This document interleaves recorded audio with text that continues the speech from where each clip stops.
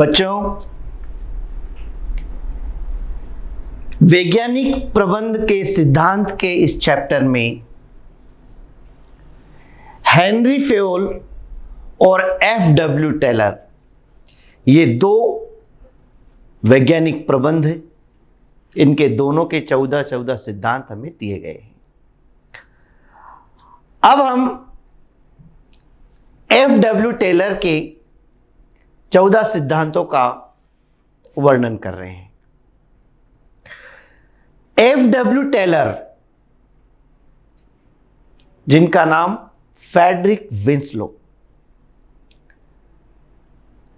इन्होंने अपना पूरा जीवन निम्न स्तर से लेकर उच्च स्तर तक गुजारा है। ये बहुत एक कंपनी में एक मैकेनिकल इंजीनियर थे और धीरे धीरे उसी कंपनी के चीफ एग्जीक्यूटिव ऑफिसर बने। अर्थात इनकी आर्थिक स्थिति बहुत कमजोर थी। इन्होंने खुद अपना स्वयं अध्ययन किया और धीरे धीरे ये आगे बढ़े। इन्होंने अपना पूरा जीवन निम्न स्तर से लेकर उच्च स्तर तक गुजारा है। अर्थात इन्होंने लोअर लेवल से लेकर टॉप लेवल तक का सफर पूरा किया है। इसलिए उन्हें हर बात की समस्याओं का ज्ञान था कि जो काम को किया जाता है उसमें क्या समस्याएं आती है, श्रमिक जो काम कर रहे हैं उनको क्या समस्या आती है। अर्थात वैज्ञानिक प्रबंध के सिद्धांतों का प्रतिपादन एफ.डब्ल्यू. टेलर द्वारा किया गया और उन्होंने अपने पूरे जीवन काल में जिन कठिनाइयों का अनुभव किया है, जिस दौर से उन्होंने अपना जीवन गुजारा है, उन्होंने अपनी बुक में उन सभी कठिनाइयों का वर्णन किया है और 14 सिद्धांतों का प्रतिपादन किया है। और एफ.डब्ल्यू. टेलर के वो 14 प्रिंसिपल्स क्या हैं? वैज्ञानिक प्रबंध के जन्मदाता एफ.डब्ल्यू. टेलर है और प्रशासनिक प्रबंध के जन्मदाता हेनरी फेयोल है। या केवल आ जाए कि प्रबंध के जन्मदाता तो फेयोल का नाम आएगा। वैज्ञानिक प्रबंध जब शब्द आता है तो एफ.डब्ल्यू. टेलर का नाम आएगा। इन्होंने परिभाषा दी है, वैज्ञानिक प्रबंध यह जानने की कला है कि आप श्रमिकों से क्या काम कराना चाहते हैं और फिर यह देखना कि वे उसको सर्वोत्तम ढंग से एवं कम से कम लागत पर करें। यह परिभाषा एफ.डब्ल्यू. टेलर की है। यह परिभाषा में याद करना चाहिए। सही विकल्प में कई बार पूछ लेते हैं कि निम्न परिभाषा किसके द्वारा दी गई है। कि कर्मचारियों को कोई भी काम करने के लिए अगर दिया जाए तो पहले उसका यह अनुमान लगाएं कि जो काम आपने उनको दिया है उसके लिए आपने उनको निर्धारित समय दिया होगा, उनको एक प्रमाप दिया होगा कि कितने समय में कितना काम पूरा करना है। तो कर्मचारियों को कोई भी काम देने से पहले उसका अनुमान लगाना चाहिए, क्या वास्तव में कर्मचारी उस काम को उतने समय में कर पाएंगे, या जो आप क्वालिटी चाहते हैं, जो उसमें अच्छी क्वालिटी आप चाहते हैं माल के अंतर्गत, क्या वो निश्चित समय में आपको मिल पाएगी। इस बात का पहले अनुमान लगाना चाहिए, तब ही कर्मचारियों को काम देना चाहिए। क्योंकि फेयोल ने स्वयं एज अ वर्कर काम किया हुआ है, तो उन्हें पता है कि कोई भी आदेश देना, काम सौंपना यह आसान है, लेकिन क्या वो काम वास्तव में हो पाएगा, क्या कर्मचारी उसको कर पाएंगे या नहीं कर पाएंगे, इस बात का पहले से अनुमान लगाना चाहिए। और चूंकि एफ.डब्ल्यू. टेलर ने स्वयं सारे काम किए हुए हैं, हर स्तर पर काम किया हुआ है, इसलिए कोई भी कर्मचारी इनसे झूठ भी नहीं बोल सकता था, क्योंकि इन्हें पता है कि कहां कौन से कर्मचारी झूठ बोल सकते हैं, कौन काम की चोरी कर सकता है और कब काम का बर्डन कर्मचारी पर आ सकता है। अर्थात बहुत बारीकी से अध्ययन किया जाता है, वैज्ञानिक तरीके से काम होता है। अर्थात इनका कहने का अर्थ पहला यह है कि जो भी कार्य कर्मचारियों को दिया जाए उसका सबसे पहले अनुमान लगाया जाए, एस्टिमेशन किया जाए, क्या वास्तव में वो समय आपने दिया है वो उचित है, जो आप उनसे योग्यता या जो माल की क्वालिटी मांग रहे हैं क्या उतने समय में वो मिल पाएगी, या आप उनको जो भी उसके बदले लागत या पारिश्रमिक दे रहे हैं क्या वो उचित है। तो सबसे पहला काम है कार्य संबंधी अनुमान पहले से लगाना।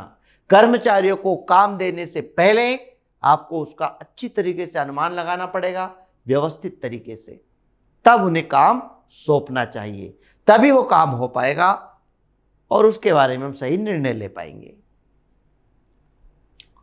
दूसरा सिद्धांत, प्रयोगों का सिद्धांत, प्रिंसिपल्स ऑफ एक्सपेरिमेंट। पहला तो आपने अनुमान लगा लिया। अब दूसरी बात उन्होंने बोली है कि कर्मचारियों को आप काम तो दे रहे हो, पर क्या वास्तव में वो सही बोल रहे हैं और क्या वास्तव में उनके द्वारा दी गई सूचनाएं सही है। इसके लिए उन्होंने अपना दूसरा सिद्धांत बनाया है प्रयोगों का सिद्धांत। आपको एक्सपेरिमेंट करके देखना चाहिए, प्रयोग करके देखना चाहिए।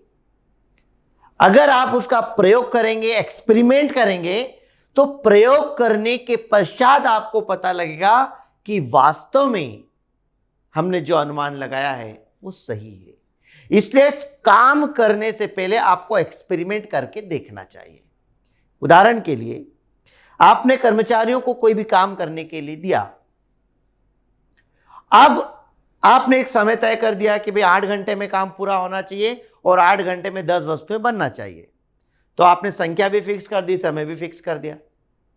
अब पता लग रहा है कि कोई व्यक्ति 8 घंटे में काम कर ही नहीं पा रहा है, कोई कम समय में कर पा रहा है, कोई 8 घंटे से ज्यादा ले रहा है। तो किसकी बात को सही माना जाए, क्या निश्चित किया जाए। आपने जो 10 वस्तुएं बनाने का बोला, किसी ने 8 ही बनाई, किसी ने 9 बनाई, किसी ने 10 वस्तुएं बनाई, ठीक है, कोई ज्यादा भी बना रहा है। तो सही निर्णय क्या लिया जाए, तो इसके लिए एक्सपेरिमेंट करना पड़ेगा। और एक्सपेरिमेंट में 3 चीजों का अध्ययन इन्होंने करा है: समय अध्ययन, गति अध्ययन, थकान अध्ययन। प्रयोगों के सिद्धांत में एफ.डब्ल्यू. टेलर ने बताया है कि सबसे पहले आपको समय का अध्ययन करना चाहिए कि वास्तव में आपने जो काम करने का समय निश्चित किया है क्या वास्तव में उतने समय में कार्य पूरा हो पाएगा या नहीं हो पाएगा। तो इसके लिए आपको समय का अध्ययन करना चाहिए। अब समय का अध्ययन कैसे करें। कोई व्यक्ति बोल रहा है कि हमें समय कम पड़ रहा है या इतने समय हुआ है नहीं हुआ। इसके लिए समय अध्ययन करने के लिए स्टॉप वॉच का प्रयोग किया जाता है। वॉच ऑब्जेक्टिव में क्वेश्चन भी आता है। स्टॉप वॉच, विराम घड़ी का प्रयोग कहां किया जाता है, समय अध्ययन। स्टॉप वॉच होता है, आपने टाइम फिक्स कर दिया, अपने आप वो अलार्म बज जाएगा, जैसे समय हो जाएगा उतने समय के अंदर देखा जाएगा कि व्यक्ति काम कर पा रहे हैं कि नहीं कर पा रहे हैं। यानी आपको समय अध्ययन, समय का अध्ययन करना पड़ेगा। जनरली देखा जाएगा कि अगर कोई व्यक्ति काम करने में लेट हो रहा है तो यह देखना पड़ेगा कि लेट हो रहा है, ज्यादा समय लग रहा है, तो उसमें या तो अयोग्यता है, या तो वो उसका एक्सपर्ट नहीं है, और या हो सकता है कि वास्तव में वो काम में समय लग रहा हो। ये समय का अध्ययन करने पे पता लगेगा। और अगर किसी ने जल्दी काम कर दिया है तो 2 तरीके हो सकते हैं, या तो वो एक्सपर्ट है, तो बहुत कम लोग हो पाते हैं एक्सपर्ट जो कम समय में कर पाते हैं, और या तो उसने काम तो करा है लेकिन क्वालिटी नहीं है, कम समय में काम तो कर लिया, क्वालिटी नहीं। इसलिए समय का अध्ययन किया जाता है। इसके पश्चात गति अध्ययन, मोशन स्टडी।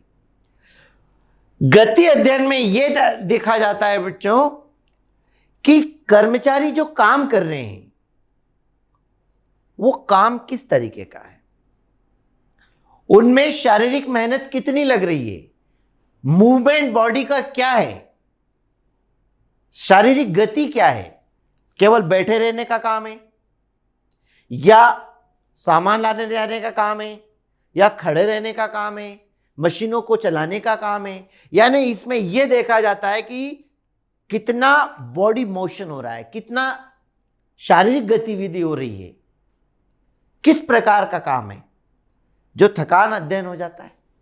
तो गति का अध्ययन किया जाता है कि किस काम को करने में शारीरिक श्रम ज्यादा लगता है।